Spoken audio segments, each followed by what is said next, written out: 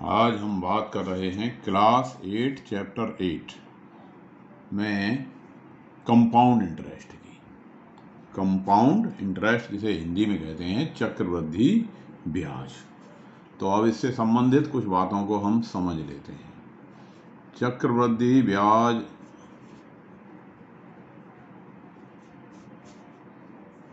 समझने से पहले चक्रवृद्धि ब्याज जिसे हम अंग्रेजी में कह देते हैं कंपाउंड इंटरेस्ट।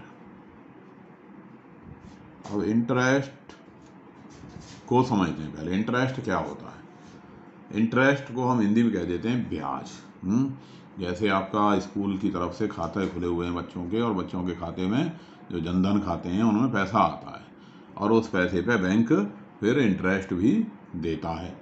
इंटरेस्ट क्या होता है कि जैसे मान लिया आपने 1,000 रुपये जमा किए 1 जनवरी को, 1 जनवरी 2021 को आपने पैसे जमा कर दिए 1,000। काहे में जमा कर दिए? बचत खाते में। कहाँ जमा कर दिए? बचत खाते में। तो आप देखोगे कि इससे 1 जनवरी 31 दिसंबर 2021 को इस पैसे में कुछ बढ़ोतरी हो गई है। आपने जमा किया था, आपके पैसे में कुछ बढ़ोतरी हो गई। मान लिया ये पैसा आपका उसमें दिखा रहा है 1,008 रुपये, ठीक है। तो इसका अर्थ ये है कि 8 रुपये जो फालतू आ गए इसमें, वो क्या है? ये 8 रुपये क्या है? ये ब्याज है। ये क्या है? ब्याज।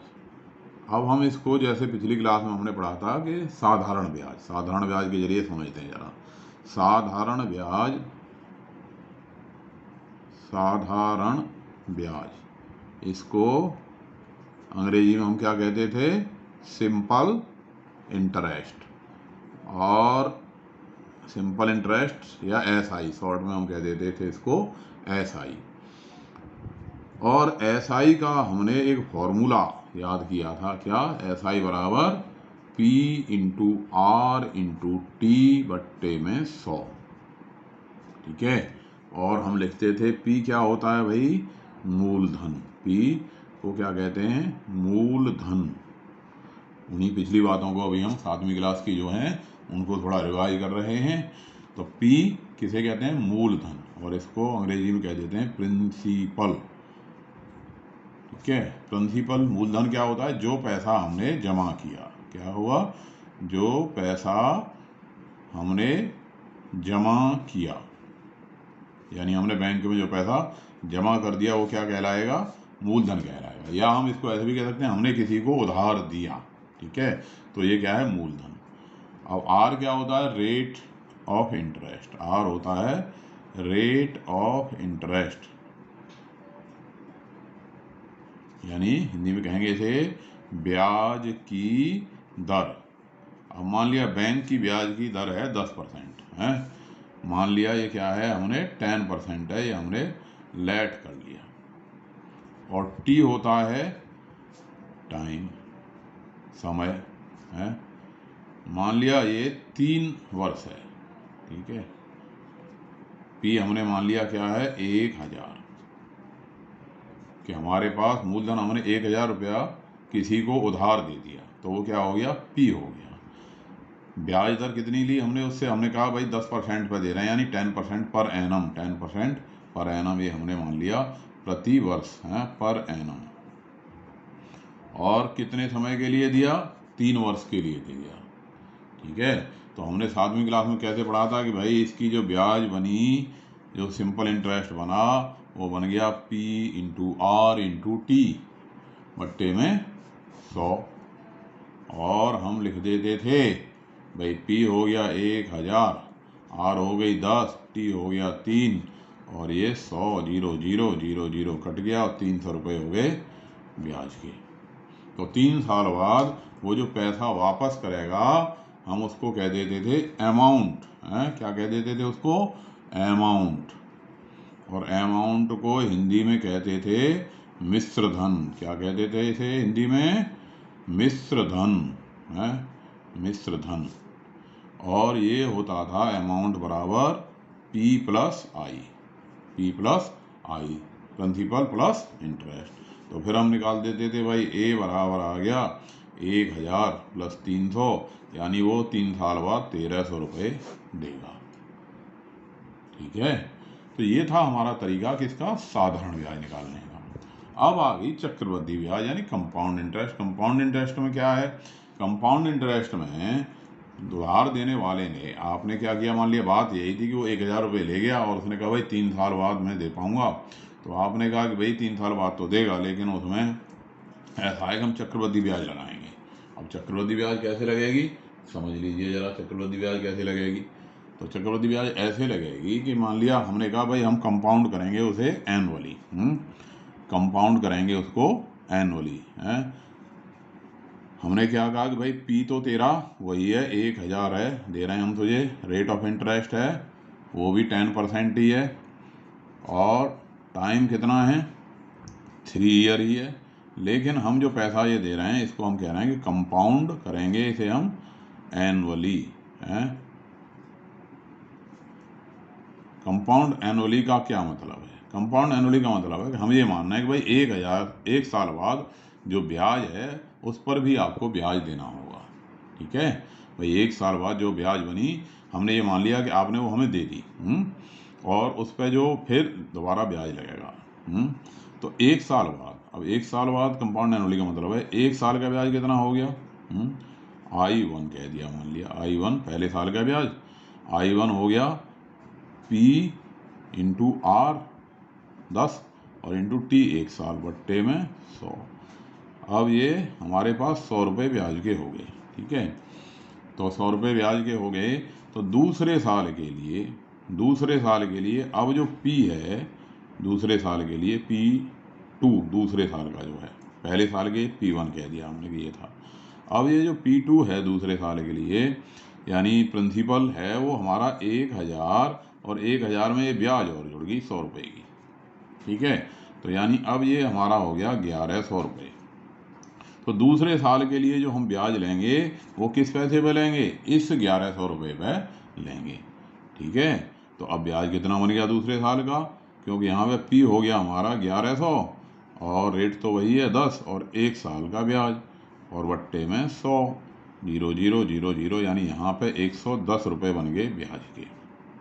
ठीक है, अब आ जाओ जरा तीसरे साल के लिए। भाई तीसरे साल के लिए जो P3 हुआ मूलधन कितना हो गया P1, यानी 1000 रुपये ओरिजिनल थे, शुरू में लिए थे, 100 रुपये पहले साल का ब्याज हो गया और दूसरे साल का हो गया 110। तो ये हमारे पास हो गया 100 प्लस 110, ये 2 साल का ब्याज और इसमें जुड़ गया। तो ये हो गया हमारे पास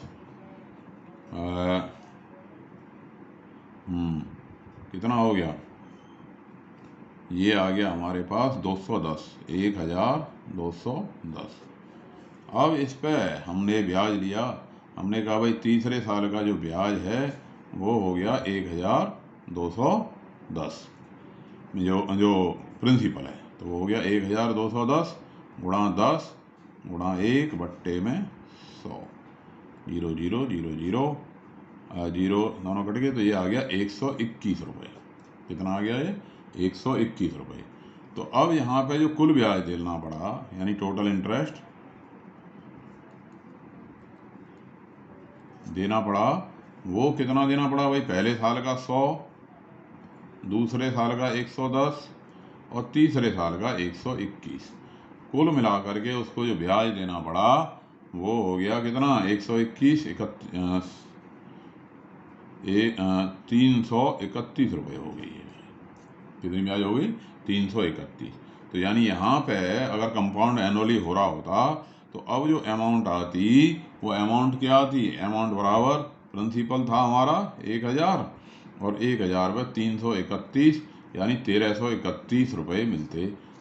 और वैसे साधारण ब्याज में क्या हो रहा था, साधारण ब्याज में कितने मिल रहे थे 1000 के 1300 रुपये मिल रहे थे। तो यहाँ ब्याज पे ब्याज लगने के कारण 31 रुपये और मिल गए। तो यानी कंपाउंड इंटरेस्ट में क्या माना जाता है कि जितने समय में कंपाउंड हो रहा है उतने समय बाद जो इंटरेस्ट बना, जो ब्याज बनी उसको मूलधन में समायोजित कर लिया गया, यानी उसको मूलधन में मान लिया गया। ये मान लिया गया कि भाई ये पैसा अब जो ब्याज का है ये मूलधन में जुड़ गया। और इस तरह से हमारा जो है ब्याज चलता चला जाता है। तो अगर ये बात आपकी समझ में आ गई कि कंपाउंड इंटरेस्ट होता क्या है, तो फिर आप इसका फॉर्मूला भी निकाल लोगे और सवाल भी बड़ी आसानी से कर लोगे। ठीक है, अब जरा फॉर्मूला निकालने की बात करते हैं। अब इसको हम जनरल फार्मूले के जरिए करते हैं। जनरल फार्मूले के जरिए कैसे करते हैं कि भाई हमने मान लिया कि हमारा प्रिंसिपल है P, प्रिंसिपल है P और रेट है R। लेट प्रिंसिपल है हमारा P, मूलधन है P, मूलधन क्या है P, और दर है R, रेट है R, और समय है 3 वर्ष। ठीक है, 3 का भी हमने निकाला था और समय हमने कुछ भी ले लिया, 3 वर्ष ले लिया मान लिया। अब जरा देखें भाई कंपाउंड इंटरेस्ट और सिंपल इंटरेस्ट कैसे कैसे बना। 1 साल बाद, अब 2 केस अलग अलग हो गए कि 1 साल बाद अमाउंट हमारी सिंपल इंटरेस्ट के हिसाब से कितनी बनी और कंपाउंड इंटरेस्ट के हिसाब से कितनी बनी। तो भाई 1 साल में इंटरेस्ट कितना हो गया, 1 साल का इंटरेस्ट हो गया P पहले साल का इंटू R और T 1 साल बट्टे में 100, तो PR बट्टे 100 ये हो गया। तो अब यहाँ पे जो हमारा अमाउंट बनी, अमाउंट हो गई P प्लस आई। अब P प्लस आई में ये P प्लस PR बट्टे में 100 ऐसे हो गया कि नहीं। तो यानी P कॉमन ले लिया हमने और ये बन गया 1 प्लस R बट्टे 100। कितने बार, 1 साल बाद। चाहे हम कंपाउंड से निकालते चाहे सिंपल से निकालते, ए हमारा इतना ही होता। अच्छा जी, अब दूसरे साल के लिए अगर हम कंपाउंड से चलें तो अब हमारे दूसरे साल के लिए जो प्रिंसिपल है, प्रिंसिपल कितना हो गया, और सेकंड ईयर यानी द्वितीय वर्ष के लिए, सेकंड ईयर दूसरे साल के लिए, दूसरे वर्ष के लिए P2 कह दिया मान लिया इसे। तो अब ये दूसरे साल के लिए ये जो अमाउंट है, अमाउंट जो बन गई यही प्रिंसिपल हो गया। तो अब इसका हम निकालें भाई ब्याज कितना हो गया, ये तो हो गया हमारा principal P into 1 plus R बट्टे 100, ये हो गया हमारा प्रिंसिपल, और दर है हमारी R, और 1 साल का और निकाल लें। तो दूसरे वर्ष के लिए ब्याज अगर निकालें तो P2 तो यही हो गया। तो P2 P की जगह पे तो ये आ गया गुणा R गुणा 1 बटे में 100, ये बन गया।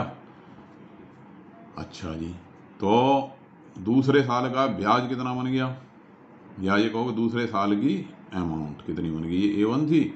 अब A2 कंपाउंड इंटरेस्ट के हिसाब से A2 कितनी हो गई कि ये जो P2 था, कौन, ये रहा P2 हो गया हमारा, P2 यहाँ लिख देते हैं, P2 है हमारा P इंटू 1 प्लस R बट्टे 100। तो ये हो गया A2 बराबर P2 प्लस I2 दूसरे साल का ब्याज। ठीक है कि नहीं।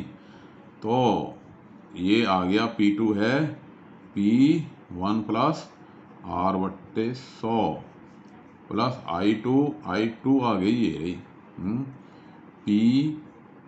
P1 प्लस R बट्टे 100 और गुणा में R बट्टे 100।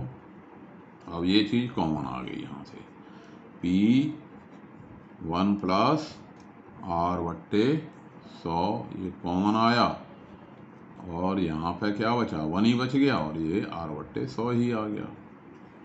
तो ये हो गया P1 प्लस R बट्टे 100 की पावर 1, ये रहा 1, ये 2 हो गई कि नहीं। तो 2 साल बाद A2 इतना आ गया। इसी तरह से मान लिया तीसरे साल का करेंगे, similarly for third year A3 जो आएगा, A3 क्या आ जाएगा, P1 प्लस R बट्टे 100 की पावर 3 आ जाएगा। और हमारे पास हमने फॉर्मूला कर दिया कि n साल बाद है, n साल बाद कितना हो जाएगा, P1 प्लस R बट्टे 100 की पावर n हो जाएगा, अमाउंट आफ्टर n ईयर। ठीक है, तो ये हमारा क्या हो गया, फॉर्मूला हो गया किसका, चक्रवृद्धि मिश्रधन का। यहाँ पे ए एन क्या है, चक्रवृद्धि मिश्रधन। क्या है ये, चक्रवृद्धि मिश्रधन, या हिंदी में इसे कहेंगे कंपाउंड अमाउंट।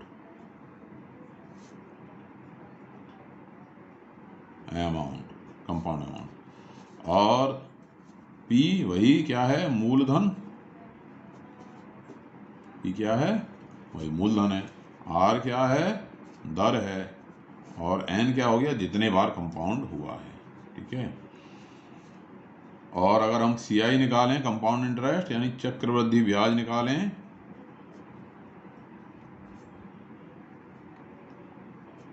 सी आई चक्रवृद्धि ब्याज को क्या कहते हैं, सी आई निकालें, तो सी आई कितनी आ गई, सी आई हो गई भाई इस ए में से पी को माइनस कर दिया, ए माइनस पी। तो ये हो गया इसका बेसिक। और अगर बेसिक समझ में आ गया तो ये सवाल इस एक्सरसाइज के बड़े आसान से हैं और बड़ी जल्दी निकल जाते हैं।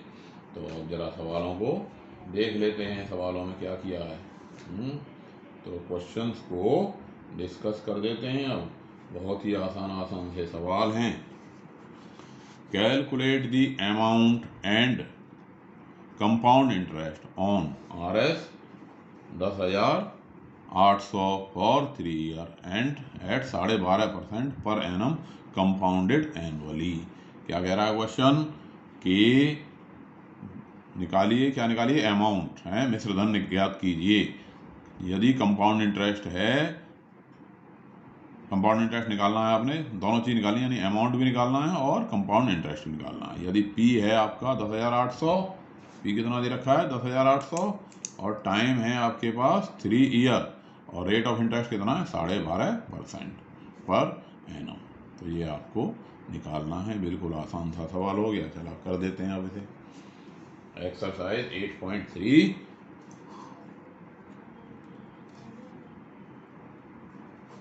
का पहले का ए। ठीक है, एक्सरसाइज 8.3 पहले का क्वेश्चन नंबर पहले का ए। तो P इसने बताया, P है हमारे पास 10,800, क्वेश्चन में से आपने देखा था, लिख दिया। R है 12.5%। 12.5% का मतलब 12 दूनी 24 और 25/2%। और T है 3 ईयर, 3 साल। T कितना है, 3 वर्ष। अब आपको क्या निकालना है, अमाउंट निकालनी है। तो अभी हमने अमाउंट के लिए अभी जो फॉर्मूला प्रूव किया था, क्या था, P1 + R/100 की पावर n। अब 3 साल में 3 बार ही कंपाउंड हुआ। कंपाउंड का मतलब है कि जो ब्याज पे ब्याज कितनी बार लगा, तो 3 बार ही लगा, सीधी बात है। अब हम इसको निकाल देते हैं। 10,800 1 + R कितना हो गया 25/2, और ये है हमारे पास 100 की पावर कितनी, 3, क्यों कंपाउंड कितने बार हुआ, 3 बार हुआ। तो ये आ गया हमारे पास 10,800, और ये 25 से कट गया, 25 चौके 100, 4 दूनी 8, 8 और 1 9, 9/8 का क्यूब, 9/8 की पावर 3। पावर का क्या मतलब होता है, पावर का मतलब होता है कि इस संख्या का क्या बार गुणा, 9/8 गुणा में 9/8 गुणा में 9/8, 9/8। अब इसको काट पीट करो इसकी। अब इसकी काट पीट करते हैं। कितना कटता दिखाई दे रहा है, ये कट गया भाई है, 8 से का चला जाएगा भाग इसमें। तो 8 से चला गया, 8 दूनी 8 एकन 8, और क्या बचे 2, 8 तिया 24, बचे 4, 8 पंजे 40, 0। अब नहीं जाता, अब 2 का जाएगा। तो 2 से काटा, 2 चौके 8, और 2 से इसको कर दिया 2 छिक्के 12, 1 बचा, और 15, 2 सत्ते 14, और 2 पंजे 10। अब नहीं कट रहा, तो अब हमारे पास गुणा करने के अलावा और कोई चारा नहीं है। तो 675 गुणा में 9 9 में 81 गुणा में 9 729 बट्टे में 32। और जब आप इसे गुणा भाग लगाओगे, गुणा करके भाग लगाओगे और इसके 15,337.3365 है, 3375 आया।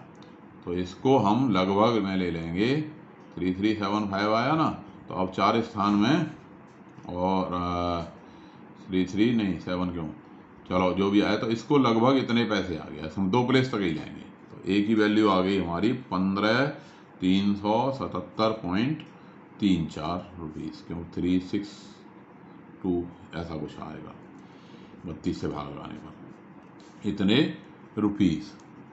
अब क्या निकालना है, CI निकालनी है।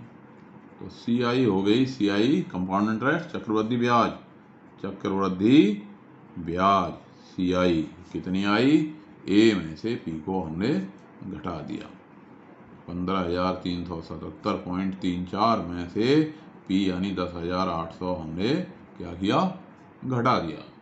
अब घटा दिया तो ये हमारे पास कितना आ गया, 0.34 का 0.34 आ गया, 7 से 7 और ये भी 7 और 13 में से 8 गए तो 5 और 14 में से 10 गए तो 4, 4,577.34 रुपीज़। ये क्या आ गई, कंपाउंड इंटरेस्ट। आसान था सवाल। सेकंड में कह रहा है दूसरा क्वेश्चन कि 18,000 P है 18,000, 2.5 वर्ष के लिए है, 10% पर एनम पे है, कंपाउंडेड एनुअली है। अब यहाँ पे देखिए समझने वाली बात क्या है। दूसरा क्वेश्चन, P है हमारा 18,000, P क्या है 18,000, R क्या है, रेट ऑफ इंटरेस्ट है 10% पर एनम, और जो टाइम है वो है 2.5 ईयर, ठीक है, और कंपाउंडेड हो रहा है एनुअली। कंपाउंडेड कैसा है, एनुअली।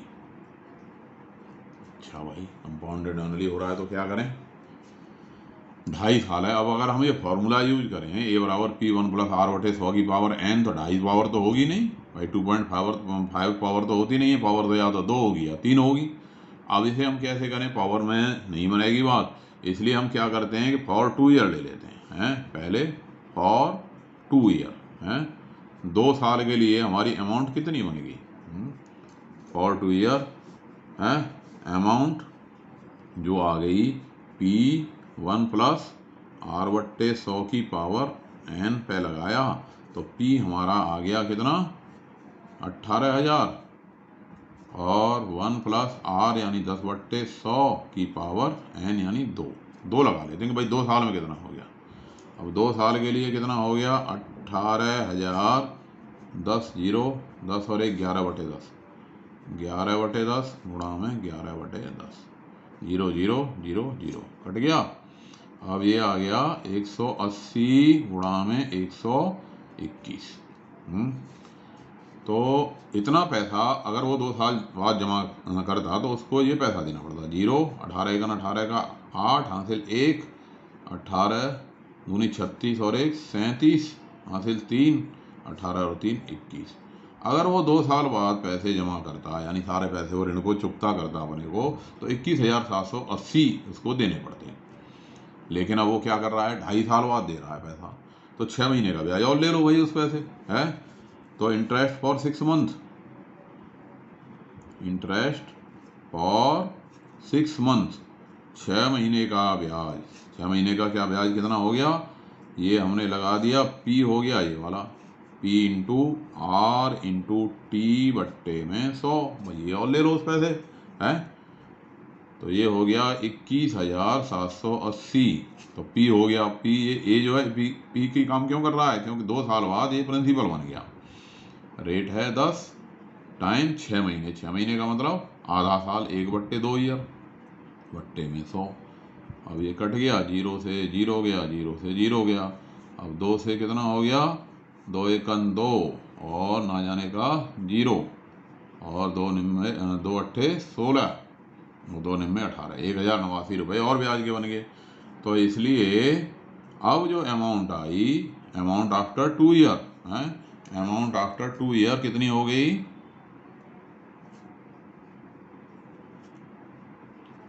2.5 ईयर, 2 से 1/2 साल में भाई। 2170 में 21780 में ये 1089 और जोड़ दिए हमने, 1089 और जोड़ दिए, और जोड़ करके ये हमारे पास आ गया, जोड़ देते हैं 22,869। ठीक है, 22,869 आ गई अमाउंट। अब हमें निकालना है CI निकालना है, तो CI बराबर हो गया हमारे पास A माइनस P। अब A बन गया 22,869 माइनस P है हमारा 18,000। चक्रवृद्धि ब्याज निकल आया है हमारे पास, चक्रवृद्धि ब्याज निकाल दिया कि नहीं। अभी 18,000 घट गए तो कितने आ गए, 4,869, 48,679 रुपीज़। इतने रुपए का क्या बन गया, चक्रवृद्धि ब्याज 2.5 साल का। तो ये सवाल आपको समझ में आया होगा। एक और कर लेते हैं इसी का क्वेश्चन नंबर। अब यहाँ क्या कह रहा है, सी क्वेश्चन में, सी में क्या बोल रहा है कि RS 62,500 for 1.5 year eight 8% per annum compounded half yearly. यानी बात क्या कह रहा है इसमें, सी पार्ट में, पहले के में, कि भाई जो P है, पहले का P है हमारे पास 62,500, यानी जो उधार लिया गया धन है या जमा किया गया धन है वो 62,500 रुपये है, और टाइम है 1.5 ईयर, 1.5 ईयर, और जो रेट ऑफ इंटरेस्ट है 8% ही पर एनम, 8% पर एनम, क्योंकि ये जो दर है ये पर एनम होती है। और साथ में लिखा हुआ है कंपाउंडेड हाफ ईयरली। क्या लिख रहा है, कंपाउंडेड हाफ ईयरली। अब इसमें हमें निकालना है क्या, अमाउंट निकालनी है, और क्या निकालना है, अमाउंट और कंपाउंड इंटरेस्ट, दोनों चीज निकालनी है। तो अब जरा सोचते हैं इसको, भाई 1.5 साल में 6 महीने लगा हमें, तो क्या बार कंपाउंड हो गया, 3 बार कंपाउंड हो गया। तो जो पैसा है क्या बार कंपाउंड हो गया, 3 बार कंपाउंड हो गया। क्यों, हर 6 महीने बाद ब्याज पे ब्याज लगा, तो 1.5 साल में 6 महीने 6 महीने 6 महीने, भाई 1.5 साल बराबर है 1.5 ईयर में, पहले 6 महीने में लग गया, फिर 6 महीने में, तो यानी ये कितना हो गया, 3 टाइम 3 हाफ ईयर, 1.5 ईयर बराबर 3 हाफ ईयर हो गए कि नहीं, 3 साल के एन बराबर आ गया 3। और जो रेट ऑफ इंटरेस्ट है ये 8% पर एनम का है, तो ये जो रेट ऑफ इंटरेस्ट है भाई ये भी तो आधा होगा, यानी 8 को 2 से भाग करना पड़ेगा, यानी ये 4% हो गया। क्यों हो गया, क्योंकि 8% तो पूरे साल का है, 6 महीने का रेट कितना हो गया, 4% हो गया। बस, अब कोई दिक्कत नहीं है, वो P तो वही है ही। अब इसमें आप A का फॉर्मूला R आसानी से लगा सकते हो, कौन सा, P1 + R/100 की पावर n। अब P है हमारे पास कितना, P है 62,500, 1 + R है हमारे पास 4/100 और की पावर 3, 4 से कट गया ये कितना, 25, 25 और 1 26/25, तो ये आ गया 62,500 गुणा 26/25 गुणा में 26/25। और आपको याद होगा कि ये जो संख्या है कौन सी, 25 गुणा 25, तो 25 से कितना कट गया, 25 से इसे काट दो।